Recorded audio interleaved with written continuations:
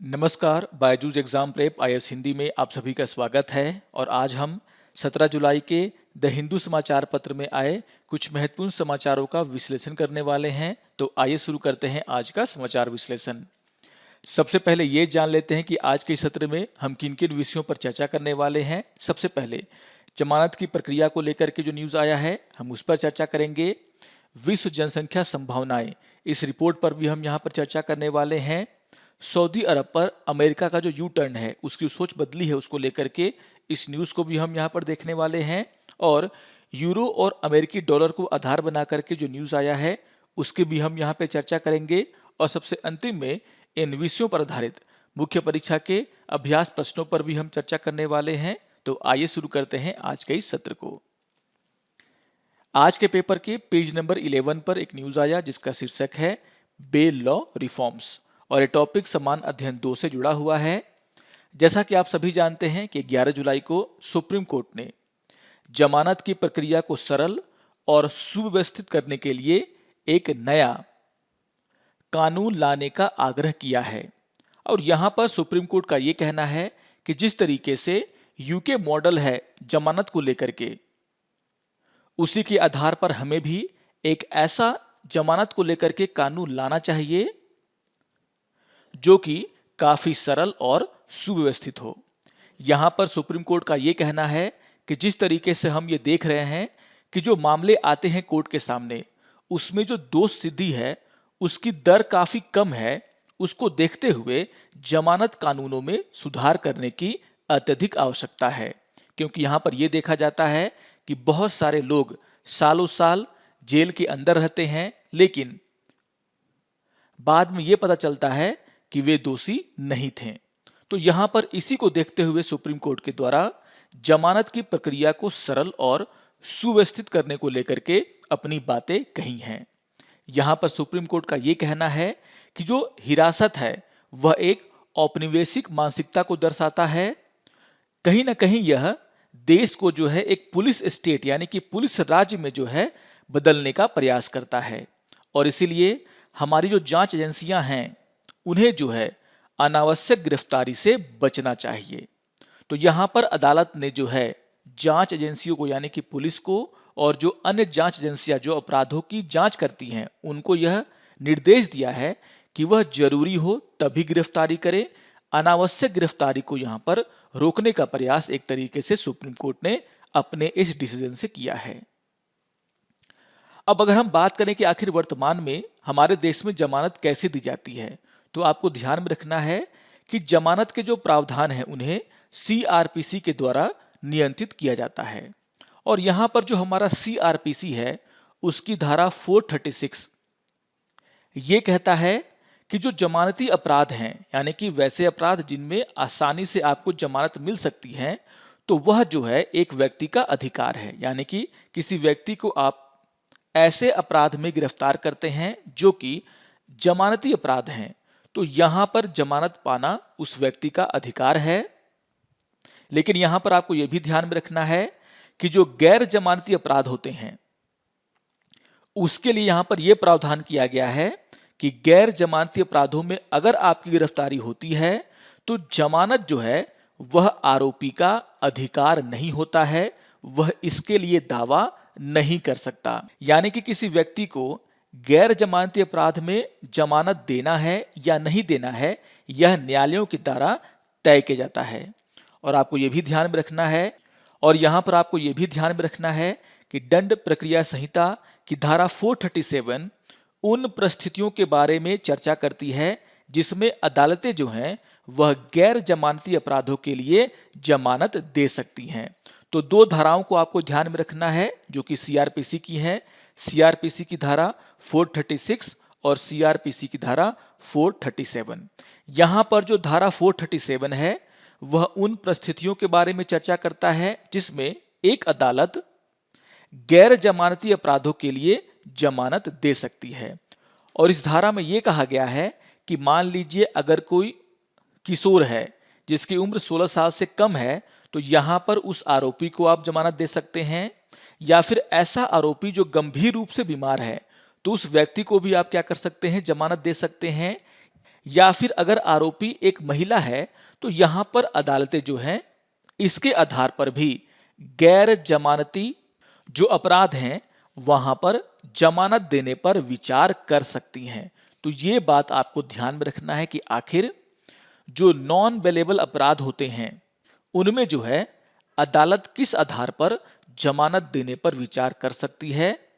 आप सभी को ध्यान में रखना है कि जब हम गैर जमानती अपराधों की बात करते हैं तो ऐसे अपराध संज्ञेय अपराधों की श्रेणी में आते हैं, यानी कि कॉग्निजेबल ऑफेंसेस की श्रेणी में आते हैं, जहां पर पुलिस जो है बिना वारंट के भी एक आरोपी को गिरफ्तार कर सकती है। और यहां पर फिर मजिस्ट्रेट यह निर्धारित करता है कि आरोपी को जमानत पर रिहा किया जाए या नहीं किया जाए। लेकिन उसके लिए जो परिस्थितियां हैं उसकी चर्चा सीआरपीसी की धारा 437 में किया गया है। तो यहां पर जो वर्तमान कानून है उसको आपको ध्यान में रखना है। अब यहां पर सवाल यह उठता है कि आखिर कोर्ट ने जो है ऐसी बातें क्यों कही हैं जमानत को लेकर के। यहां पर सुप्रीम कोर्ट ने 2021 में उसके द्वारा जो दिशा निर्देश दिए गए थे जमानत को लेकर के उसे और स्पष्ट करने का यहां पर प्रयास किया है। यहां पर अदालत का यह कहना है कि गिरफ्तारी जो है एक कठोर उपाय है जिसका इस्तेमाल पुलिस के द्वारा, जांच एजेंसियों के द्वारा संयम से किया जाना चाहिए। सुप्रीम कोर्ट का यह मानना था कि जो एक नेचुरल लॉ ऑफ जस्टिस है, यानी कि हम ये कहते हैं कि जब तक कोई व्यक्ति दोषी करार नहीं दिया जाता तब तक वह बेगुनाह है, इस धारणा को हमें बना करके रखना है। क्योंकि अगर हम किसी व्यक्ति को बिना दोष सिद्धि के सालों सालों तक जेलों में रखते हैं तो इसका मतलब है कि हम उसके जो अधिकार हैं जो कि उसे अनुच्छेद 21 के तहत दिए गए हैं हम उनका उल्लंघन कर रहे हैं। यहां पर सुप्रीम कोर्ट का यह साफ साफ कहना था कि सीआरपीसी की धारा 41 जो पुलिस को बिना वारंट के गिरफ्तारी करने का अधिकार देता है और जो धारा 41A है जो पुलिस के सामने पेश होने की प्रक्रिया से संबंधित है, उसका लगातार उल्लंघन पुलिस के द्वारा किया जा रहा है और पुलिस के द्वारा जो है लगातार अनुचित गिरफ्तारियां की जाती हैं जिससे कि रोकने की आवश्यकता है। अब यहां पर सुप्रीम कोर्ट ने जो है कुछ बहुत ही महत्वपूर्ण दिशा निर्देश दिए हैं। यहां पर सुप्रीम कोर्ट का यह कहना था कि गिरफ्तारी की जो प्रक्रिया है उसका पालन होना चाहिए, जमानत याचिकाओं को जो है समय सीमा के अंदर निपटाना चाहिए और इसको देखते हुए केंद्र सरकार जो है एक नया जमानत अधिनियम लेकर के आए जहां पर जमानत को लेकर के सारी बातें क्लियर हों। यानी कि सुप्रीम कोर्ट ने यह कहा है केंद्र सरकार से कि केंद्र सरकार जो है जमानत याचिकाओं के सही तरीके से और सही समय पर निपटान करने के लिए और गिरफ्तारी की जो उचित प्रक्रिया है उसे पालन कराने के लिए जो है एक जो है जमानत अधिनियम लेकर के आए जहां पर इन सभी बातों को लेकर के क्लियरिटी हो। यहां पर सुप्रीम कोर्ट ने यह कहा है कि जो जमानत याचिकाएं आरोपी के द्वारा दी जाती हैं उन्हें 2 सप्ताह के भीतर निपटाया जाना चाहिए और अगर किसी व्यक्ति के द्वारा अग्रिम जमानत की अर्जी डाली गई है तो यहां पर अग्रिम जमानत की अर्जी को 6 सप्ताह के भीतर कोर्ट के द्वारा सुनना चाहिए, उस पर फैसला सुना देना चाहिए। तो यहां पर एक समय सीमा की बात सुप्रीम कोर्ट के द्वारा की गई है। यहां पर सुप्रीम कोर्ट ने कुछ और बहुत ही आवश्यक बातें कही हैं। यहां पर सुप्रीम कोर्ट ने सीआरपीसी की धारा 88, 170, 204 और 209 के तहत जो कार्रवाई होती है उसको लेकर के कुछ ऐसी बातें कही हैं जिसे मानना बहुत ही जरूरी है। यहां पर सुप्रीम कोर्ट ने यह कहा है कि अदालतों को सीआरपीसी की धारा 88, 170, 204 और 209 के तहत जब वे कार्रवाई करते हैं तो यहां पर उन्हें जो है इस बात पर जोर नहीं देना चाहिए कि आरोपी के द्वारा जमानत का आवेदन दिया जाए, तभी जाकर के जो अदालतें उस आरोपी के जमानत पर सोचेंगी। यहां पर सुप्रीम कोर्ट का यह कहना था कि अगर आरोपी ने जमानत की याचिका नहीं भी डाली है तो यहां पर कोर्ट जो है वह खुद अपने विवेक से उस व्यक्ति को जमानत दे सकती है। तो यहाँ पर ये जो बात कही गई है सुप्रीम कोर्ट के द्वारा, इसको हम लोग समझने का प्रयास करते हैं।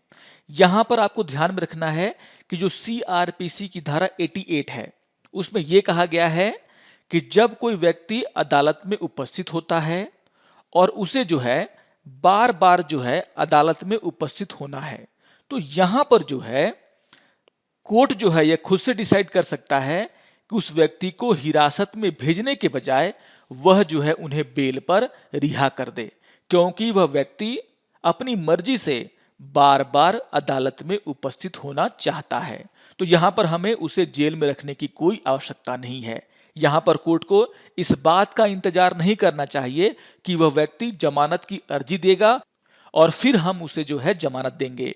यहां पर अगर जज चाहे तो उसे जो है अपनी मर्जी से भी जमानत दे सकता है।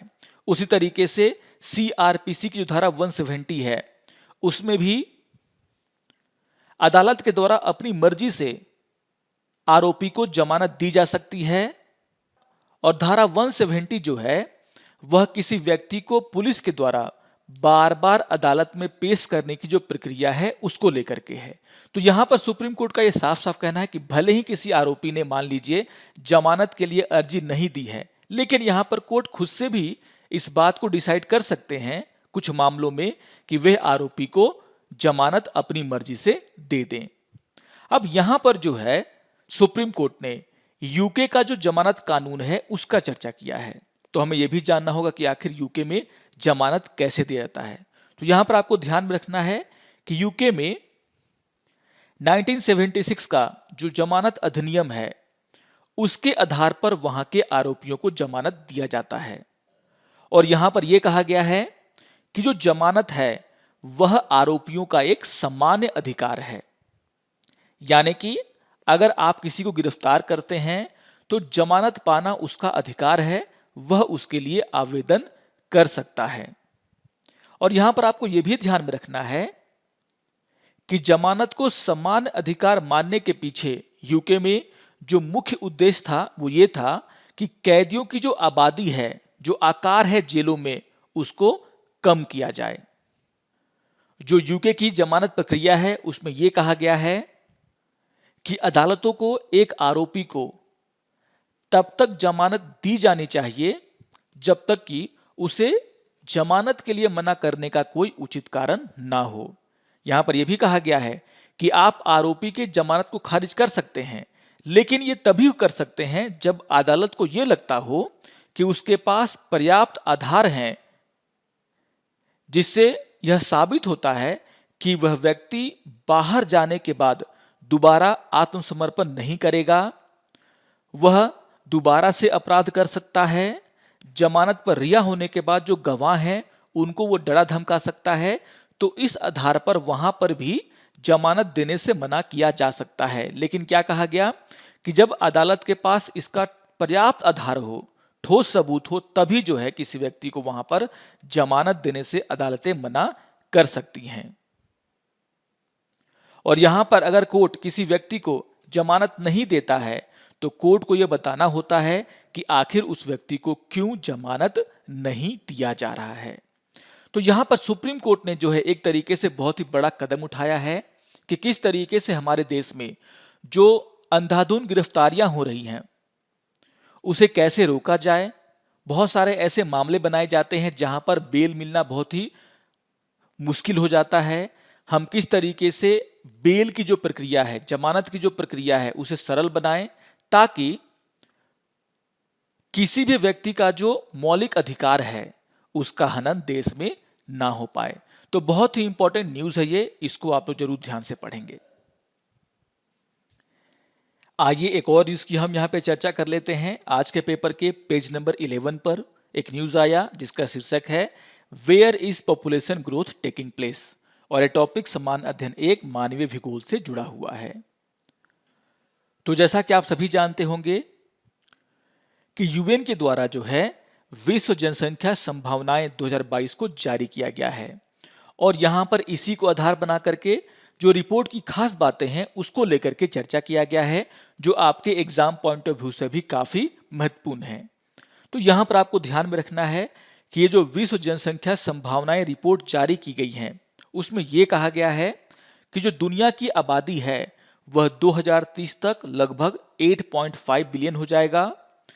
2050 तक इसमें और बढ़ोतरी होगी और 2050 तक जो दुनिया की आबादी है वह 9.7 बिलियन तक पहुंच सकती है। और इस सदी के अंत तक यानी कि 21वीं सदी में जो है अगर हम देखें तो ये जो आबादी है वह 10.4 बिलियन हो सकता है। यानी कि हमारी आबादी जो है लगातार बढ़ती जा रही है, जिससे हमारी जो संसाधन है उस पर और दबाव बढ़ने वाला है। यहाँ पर कुछ और डेटा दिए गए हैं जो कि आप लोग ध्यान में रखेंगे। यहाँ पर यह कहा गया है कि जो विश्व स्तर पर अगर हम लाइफ एक्सपेक्टेंसी को देखें, जीवन प्रत्याशा को देखें, तो यहाँ पर यह कहा गया है कि 2019 में विश्व स्तर पर जो लाइफ एक्सपेक्टेंसी थी वह 72.8 वर्ष तक पहुंच गई, जो कि 1990 से क्या है 9 वर्ष ज्यादा है। यानी कि हमारा जो लिविंग स्टैंडर्ड है वो क्या हो रहा है, बढ़ रहा है, जिसके कारण जो जीवन प्रत्याशा है, लाइफ एक्सपेक्टेंसी है, वो भी क्या हो रही है, बढ़ रही है। तो यहां पर जो सुधार हुआ है उसको आपको ध्यान में रखना है। यहां पर यह कहा गया है कि जिस तरीके से मृत्यु दर में कमी आ रही है उसके परिणाम स्वरूप 2050 तक जो लाइफ एक्सपेक्टेंसी है वह जो है 72.8 ईयर से बढ़कर के 77.2 ईयर तक पहुंच सकता है। यानी कि आगे चल करके जो लाइफ एक्सपेक्टेंसी है मनुष्यों की वो जो है और बढ़ेगा। यहां पर अगर हम महिला और पुरुषों के बीच में जो जीवन प्रत्याशा है, लाइफ एक्सपेक्टेंसी है, उसकी बात करें तो यहां पर यह कहा गया है कि महिलाओं की जो जीवन प्रत्याशा है वह अभी के टाइम में 73.8 ईयर है और पुरुषों में जो जीवन प्रत्याशा है वह 68.4 ईयर है। यानी कि महिलाओं की जो लाइफ एक्सपेक्टेंसी है वो पुरुषों से ज्यादा है। यहां पर टोटल फर्टिलिटी रेट को लेकर के भी एक बहुत ही महत्वपूर्ण डेटा दिया गया है। जैसे कि हमने देखा कि लगातार जो है हम पूरी दुनिया की जो आबादी है वो बढ़ने वाली है, लेकिन यहां पर इस रिपोर्ट में यह भी कहा गया है कि 2021 में जो औसत प्रजनन दर है यानी कि टोटल फर्टिलिटी रेट है वह जो है 2.3 है प्रति महिला, जो कि 1950 में 5 के आसपास हुआ करता था। यानी कि जो टीएफआर है, टोटल फर्टिलिटी रेट है, उसमें लगातार कमी आ रही है। और यहां पर यह भी कहा गया है कि 2050 तक जो वैश्विक प्रजनन क्षमता है यानी कि जो टोटल फर्टिलिटी रेट है उसमें जो है गिरावट आएगा और यह 2.3 से घट करके 2.1 हो जाएगा। यानी कि भले ही हमारे दुनिया की आबादी वो बढ़ेगी लेकिन उसका जो रेट है वह थोड़ा यहां पर कम होगा अगर टोटल फर्टिलिटी रेट में पूरी दुनिया में कमी आती है तो। यहां पर बहुत ही इंपॉर्टेंट बात इस रिपोर्ट में कही गई है। यहां पर यह कहा गया है कि 2050 तक वैश्विक जनसंख्या में जितनी भी वृद्धि होगी, जो भी अनुमानित वृद्धि का यहां पर अनुमान लगाया गया है, उनमें से आधे से अधिक जो है केवल 8 देशों में केंद्रित होगा। और वो 8 देश हैं कांगो, मिस्र, Ethiopia, Bharat, Nigeria, Pakistan, Philippines और तंजानिया। यानी कि इन 8 देशों में जो है लगातार जो है जनसंख्या में वृद्धि होगा। आप देख सकते हैं कि इसमें वैसे देश शामिल हैं जो या तो काफी गरीब देश हैं या फिर मध्यम आय वाले देश हैं। तो इस बात को आपको ध्यान में रखना है जो कि काफी महत्वपूर्ण है। यहां पर यह भी कहा गया है कि 46 सबसे कम विकसित देश दुनिया में सबसे तेजी से जनसंख्या को बढ़ाएंगे और इनमें से बहुत सारे देशों की जनसंख्या जो है वह 2022 से 2050 के बीच में लगभग दुगनी हो जाएगी, जिससे उन देशों में जो संसाधन है उन पर अतिरिक्त दबाव पड़ेगा, जिससे उन देशों की जो विकास की रफ्तार है उसमें भी कमी आएगा। साथ ही साथ जो हमने वैश्विक विकास के लक्ष्य रखे हैं उसे पाने में भी हमें काफी कठिनाइयों का सामना करना पड़ेगा। तो विकासशील देशों को लेकर के और कम विकसित देशों को लेकर के जो यहां पर बातें कही गई हैं उसको आपको एग्जाम पॉइंट ऑफ व्यू से क्या करना है, ध्यान में रखना है। यहां पर जनसंख्या वृद्धि पर कोविड 19 का क्या प्रभाव पड़ा है उसको लेकर के भी कुछ बातें कही गई हैं। रिपोर्ट में कहा गया है कि जो वैश्विक जीवन प्रत्याशा है, यानी कि जो लाइफ एक्सपेक्टेंसी है, वह 2021 में, जिस समय पूरी दुनिया जो है कोविड 19 के चपेट में था, उस समय जो है जो लाइफ एक्सपेक्टेंसी है वह जो है 71 ईयर तक गिर गया था, जो कि 2019 में कितना था, 72.8 ईयर। तो इसमें कहीं ना कहीं एक जो तथ्य है वह कोविड 19 का है। हालांकि यहां पर यह भी कहा गया है कि कोविड 19 का जो असर है लोगों के जीवन प्रत्याशा पर, वह अलग अलग तरीके से पड़ा है। जैसे यहां पर यह कहा गया कि जो मध्य और दक्षिण एशिया के देश हैं, या फिर जो लैटिन अमेरिका के देश हैं, या फिर जो कैरेबियन देश हैं, वहां पर अगर देखा जाए तो जो जीवन प्रत्याशा थी वहां के लोगों की, यानी कि वहां के लोगों की जो लाइफ एक्सपेक्टेंसी थी, उसमें जो है लगभग 3 साल का गिरावट आया था। आप सभी जानते हैं कि ये ऐसे देश हैं जहां पर कोविड 19 के कारण बहुत सारी मौतें हुई थीं। दूसरी ओर ऑस्ट्रेलिया, न्यूजीलैंड ऐसे देश हैं जहां पर जो मृत्यु की दर थी कोविड 19 के कारण वो काफी कम थी, और इसीलिए वहां पर जो लाइफ एक्सपेक्टेंसी है लोगों की, उसमें गिरावट तो आया, लेकिन वह गिरावट मात्र 1.2 ईयर का था। तो यहां पर फिर से आपको ये देखना होगा कि जो मध्यम आय वाले देश हैं, जो गरीब देश हैं, वहां पर कोविड 19 से मरने वालों की संख्या काफी ज्यादा थी, जिसका असर यहां पर साफ साफ देखने को मिल रहा है डेटा में।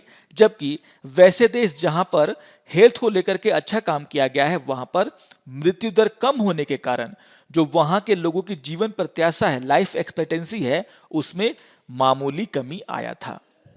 अब इसी रिपोर्ट में भारत को लेकर के भी कुछ बहुत ही महत्वपूर्ण बातें कही गई हैं। जैसा कि आप सभी जानते हैं कि 2021 में जो राष्ट्रीय परिवार स्वास्थ्य संरक्षण का जो 5वां संस्करण था, उसके डेटा को यहां पर रिलीज किया गया था, और उसमें यह कहा गया था कि देश में पहली बार जो कुल प्रजनन दर है, यानी कि टोटल फर्टिलिटी रेट है, वह 2.0 या फिर 2.1 के आसपास है। और यहां पर जो आधिकारिक अनुमान भारत की जनसंख्या को लेकर के लगाया गया था, उसमें यह कहा गया था कि 2050 तक हमारी जो जनसंख्या है वह 1.6 बिलियन तक पहुंच सकती है, फिर इसमें कमी आएगा, और 21वीं शताब्दी में जो हमारी जनसंख्या है वह 1.5 बिलियन के आसपास होगी। इसी तरह की बात यूएन के द्वारा भी कहा गया है। यूएन का भी ये कहना है कि 2064 तक भारत की जो संख्या है वह लगभग 1.7 बिलियन के आसपास रहेगा। तो इस तरह की बातें जो है यहाँ पर भारत को लेकर के भी कही गई हैं। यहाँ पर सबसे अंतिम में कुछ बहुत ही इंपॉर्टेंट बातें कही गई हैं। जैसे यहाँ पर यह कहा गया है कि भारत में जो युवा आबादी है वह अभी काफी ज्यादा दिनों तक रहने वाली है, यानी कि हमारे देश में जो कामकाजी आबादी है उसमें कमी नहीं आने वाला है। और इसीलिए अगर भारत इसका लाभ उठाना चाहता है तो उसे जो है शिक्षा पर, स्वास्थ्य पर, और जो कामगार हैं उनके कौशल विकास पर जो है ध्यान देना होगा, जिसे हम कहते हैं जनसंख्या के लाभांश। तो कुछ बहुत ही इंपॉर्टेंट डेटा है इस न्यूज में, जिसको कि आपको नोट डाउन कर लेना है, आपके एग्जाम के लिए बहुत ही महत्वपूर्ण हो जाएगा ये। आइए एक और न्यूज की हम यहां पे चर्चा कर लेते हैं। आज के पेपर के पेज नंबर 9 पर एक न्यूज आया जिसका शीर्षक है Biden U turn on Saudi Arabia, और ये टॉपिक समान अध्ययन 2 अंतरराष्ट्रीय संबंध से जुड़ा हुआ है।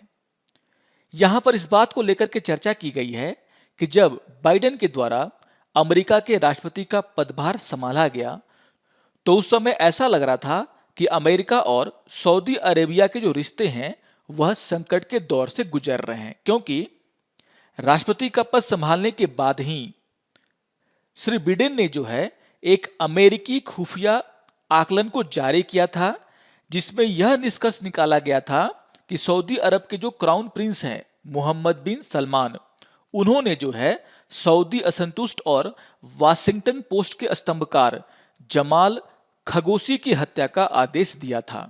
आपको ध्यान में रखना है कि जमाल खगोसी की अक्टूबर 2018 में इस्तांबुल में किंगडम के वाणिज्यिक दूतावास के अंदर हत्या कर दी गई थी।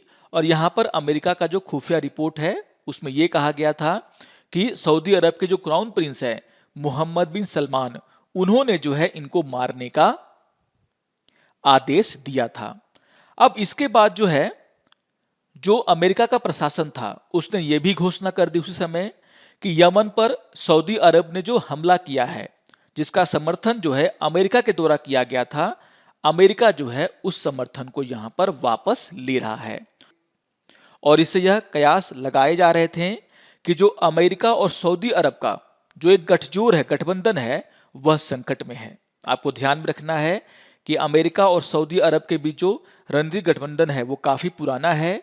1945 में अमेरिका के राष्ट्रपति फ्रैंकलिन डी रूजवेल्टो और उस समय सऊदी किंग अब्दुल अजीज इब्न सऊद के बीच में जो बैठक हुई थी, उसके बाद से अमेरिका और सऊदी अरेबिया के जो संबंध हैं वो काफी आगे बढ़े थे। उनके बीच में ये जो गठजोड़ है वो काफी पुराना है। लेकिन जो बिडेन के अमेरिकी राष्ट्रपति बनने के बाद ऐसा लग रहा था कि यह जो गठजोड़ है वह मुश्किल में है। लेकिन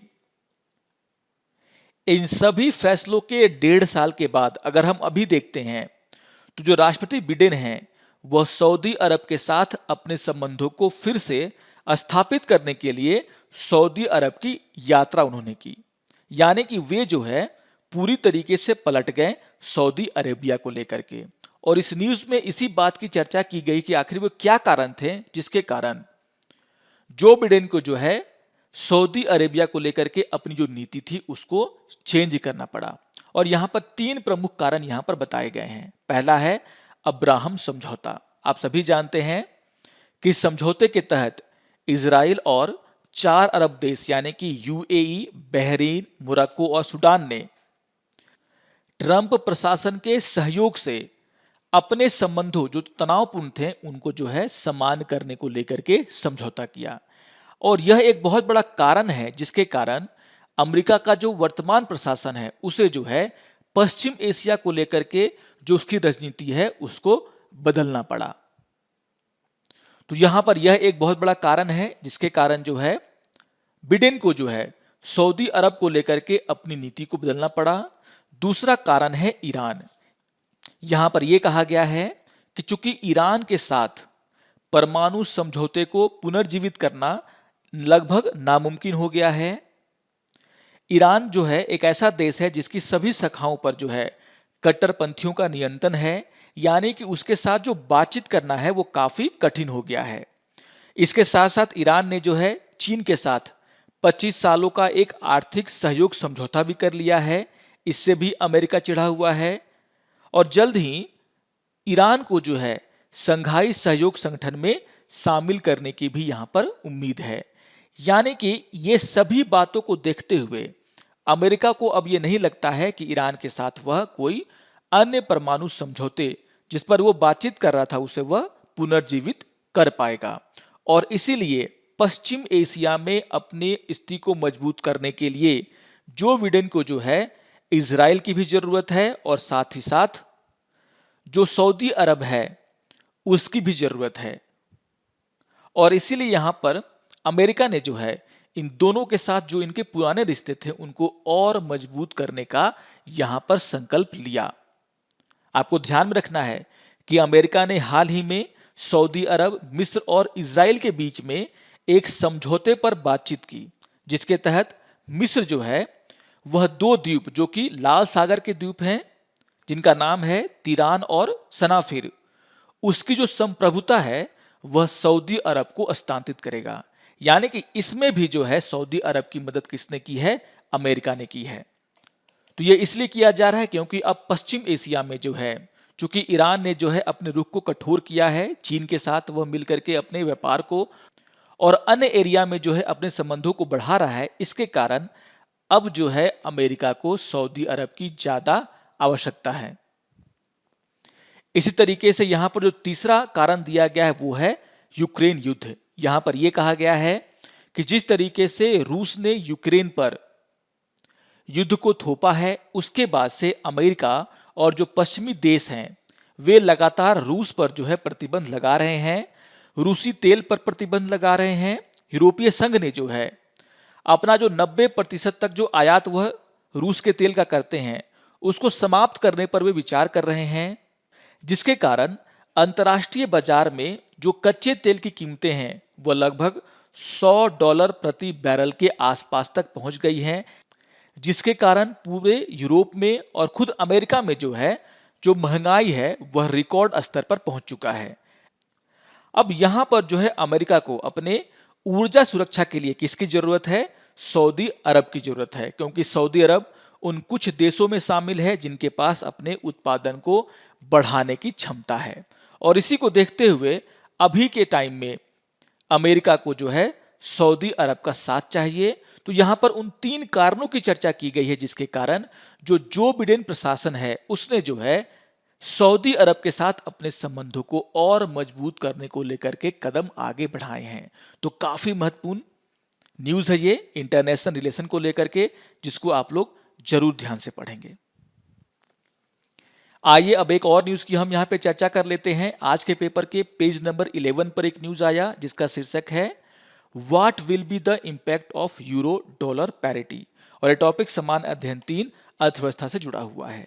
जैसा कि आप सभी जानते होंगे कि मंगलवार को ही यूरो और अमेरिकी डॉलर के बीच में समता यानी कि पैरिटी उस पॉइंट को पा लिया गया है, जिसका मतलब ये होता है कि हम $1 से 1 यूरो को खरीद सकते हैं, यानी कि दोनों का जो मूल्य है वो लगभग समान हो गया है। और आपको यह भी ध्यान में रखना है कि लगभग 2 दशक के बाद यह समय आया है जब यूरो और अमेरिकी डॉलर की जो कीमत है वो लगभग समान हो गई है। इससे ठीक 1 साल पहले 1 यूरो को खरीदने के लिए लगभग 1.2 यूएस डॉलर देने पड़ते थे। लेकिन इस वर्ष की शुरुआत से ही लगातार ये देखा जा रहा है कि यूरो वो अमेरिकी डॉलर के मुकाबले गिरता जा रहा है। उसमें लगभग 12% की गिरावट आई है। और इसके कारण यहाँ पर डॉलर और यूरो का जो मूल्य है वो लगभग एक बराबर हो गया है। लेकिन यहाँ पर आशंका ये भी जताई जा रही है कि डॉलर यूरो के मुकाबले अभी और कमजोर होगा। अब यहाँ पर सबसे इंपॉर्टेंट बात यह है कि आखिर जो यूरो है वह अमेरिकी डॉलर के मुकाबले क्यों गिर रहा है। यहाँ पर बहुत सारे लोगों का यह मानना है कि जिस तरीके से अमेरिकी फेडरल रिजर्व के द्वारा अपनी मौद्रिक नीति अपनाई गई है उसके कारण यूरो और डॉलर के बीच में यह पैरिटी हुई है, या फिर हम कह सकते हैं कि यूरो डॉलर के मुकाबले कमजोर हुआ है। यहां पर यह कहा जा रहा है कि जो दोनों सेंट्रल बैंक है, यानी कि जो यूरोपीय सेंट्रल बैंक है और जो अमेरिका की फेडरल रिजर्व है, उनकी जो मौद्रिक नीतियां हैं उसमें साफ साफ अंतर दिखाई दे रहा है। आप सभी जानते हैं कि कोविड-19 के कारण पूरी दुनिया में लॉकडाउन लगाया गया था, अर्थव्यवस्था में भारी कमी आई थी। और इस आर्थिक संकट के जवाब में फेडरल रिजर्व और यूरोपीय सेंट्रल बैंक ने गवर्नमेंट स्पेंडिंग यानी कि खर्च को बढ़ाने के लिए अपने बैलेंस शीट का विस्तार किया था। कहने का मतलब यह है कि आर्थिक मंदी में जिस तरीके से सरकारें ज्यादा खर्च करती हैं उसको देखते हुए वहां की सरकारों ने भी, यानी कि अमेरिका में और यूरोप की सरकारों के द्वारा भी बहुत ही ज्यादा मात्रा में गवर्नमेंट एक्सपेंडिंग को बढ़ाया गया था, सरकार के खर्चे को बढ़ाया गया था। लेकिन इसके कारण क्या हुआ कि वहां के मार्केट में मुद्रास्फीति देखने को मिला।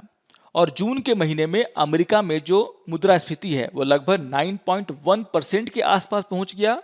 और जो यूरो जोन है, यानी कि वैसे देश जो यूरो को अपनाते हैं, वहां पर भी मुद्रास्फीति लगभग 8.6% के आसपास पहुंच गया। यानी कि दोनों जगहों पर आपको देखने को मिलेगा कि मुद्रास्फीति बहुत ही तेजी से बढ़ा है। कारण क्या था कि यहां पर जो मौद्रिक नीति उस समय अपनाई गई थी अमेरिका के द्वारा और यूरोजोन के द्वारा, उसमें उसके कारण मार्केट में लिक्विडिटी काफी बढ़ गई थी। अब यहां पर इसको देखते हुए अमेरिका का जो फेडरल रिजर्व है उसने क्या किया, अपनी मौद्रिक नीति को बदला। और आप सभी को पता है कि अमेरिका ने क्या किया है, अपने ब्याज दरों में वृद्धि किया है, जिससे कि जो बढ़ती महंगाई है उसे हम कम कर सकें। लेकिन ईसीबी ने अभी तक ऐसा कोई भी कदम नहीं उठाया है। उन्होंने अभी तक अपने ब्याज दरों में कोई भी वृद्धि नहीं की है, और जिसके कारण जो वहां पर महंगाई का दर है वह काफी ज्यादा है और यह एक बहुत बड़ा कारण है जिसके कारण बाजार में जो डॉलर की आपूर्ति है वह कम हुई है, जबकि यूरो की जो आपूर्ति है वो बढ़ी है। और इसके अलावा रूस और यूक्रेन के युद्ध के कारण जिस तरीके से ऊर्जा सुरक्षा को लेकर के चिंताएं बढ़ी हैं, उसके कारण भी यूरोप में जो है महंगाई बढ़ी है और यह भी एक बहुत बड़ा कारण है जिसके कारण यूरो में जो है डॉलर के मुकाबले कमी देखने को मिल रहा है। आइए अब इन विषयों पर आधारित मुख्य परीक्षा के अभ्यास प्रश्नों पर चर्चा कर लेते हैं। यहां पर क्वेश्चन नंबर 1 है, जमानत देने पर सुप्रीम कोर्ट के क्या निर्देश हैं, उनके द्वारा एक अलग जमानत अधिनियम की सिफारिश क्यों किया गया है। तो इन सभी बातों पर हमने चर्चा किया है। सुप्रीम कोर्ट के द्वारा जो बातें कही गई हैं उसका आप यहां पर जरूर उल्लेख करें और आप आसानी से जो है अपने उत्तर को यहां पर लिख पाएंगे। आइए अब क्वेश्चन नंबर 2 को देख लेते हैं। क्वेश्चन नंबर 2 है, संयुक्त राष्ट्र की विश्व जनसंख्या संभावना रिपोर्ट के 2022 संस्करण के अनुसार भारत के वर्ष 2023 में दुनिया के सबसे अधिक आबादी वाले देश चीन से आगे निकलने का अनुमान है। यह भारत के विकास लक्ष्यों को कैसे प्रभावित करेगा, इस पर आपको चर्चा करना है। तो जो विश्व संभावना रिपोर्ट है उसमें जो बातें भारत को लेकर कही गई हैं उसको लेकर के यहां पर आपको चर्चा करना है और उसे जोड़ना है कि किस तरीके से अगर हमारी आबादी बढ़ती है तो यहां पर भारत के जो विकास लक्ष्य हैं वे प्रभावित होंगे। आशा करता हूं कि आप सभी को आज का समाचार विश्लेषण पसंद आया होगा। टॉपिक्स बहुत ही इंपॉर्टेंट हैं, इनको आप जरूर रिवाइज करेंगे और अगर आपको ये वीडियो अच्छा लगे तो आप जरूर इसको लाइक करें, शेयर करें और दूसरों को भी सब्सक्राइब करने के लिए प्रेरित करें। तो मिलते हैं समाचार विश्लेषण के अगले अंक में, तब तक के लिए नमस्कार और धन्यवाद।